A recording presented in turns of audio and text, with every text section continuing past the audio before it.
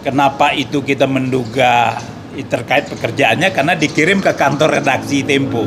Komisi Keselamatan Jurnalis atau KKJ bersama tim dari Tempo datang ke Komnas HAM untuk bikin pengaduan ya, melaporkan terkait teror pengiriman kepala babi ke jurnalis Tempo, jurnalis Cica, dan kemudian berlanjut terornya ada kado kotak dalam bentuk kado dilempar ke kantor Tempo, yaitu berisi bangkai tikus yang kepalanya sudah dipenggal.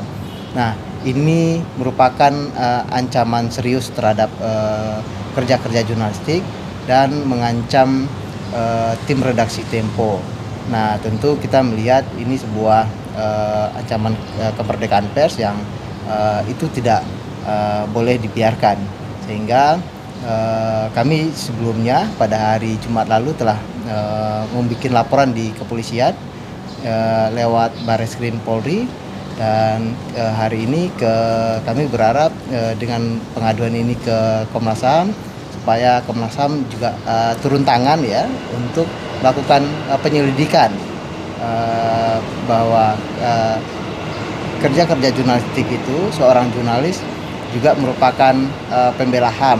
Jadi kami berharap Komnas HAM untuk melakukan penyelidikan dan menyatakan bahwa ini adalah bagian dari pelanggaran HAM. Latar belakangnya tentu dengan terkait pekerjaan jurnalistik Francisca karena dia wartawan gitu. Dan kenapa itu kita menduga terkait pekerjaannya karena dikirim ke kantor redaksi Tempo gitu. Jadi tapi lalu pertanyaan berikutnya terkait liputan mana? Nah, ini kita yang belum sampai ke mana, sampai ke sana karena proses jurnalistik itu selalu rutin dilakukan oleh Cica, oleh kawan-kawan redaksi Tempo, tanpa ada yang ya biasa-biasa saja rasanya. Ini mau Lebaran, kemudian meskipun ada yang sudah ramai-ramai kan, Indonesia Gelap, kemudian ada RUU TNI dan lain-lain. Tapi bahwa teror itu terkait liputan apa, kita tidak punya info ya. Kita khawatir ini hanya sekedar menduga-duga. Oleh karena itulah kita bisa menjadi bisa ditemukan oleh aparat penegak hukum nantinya.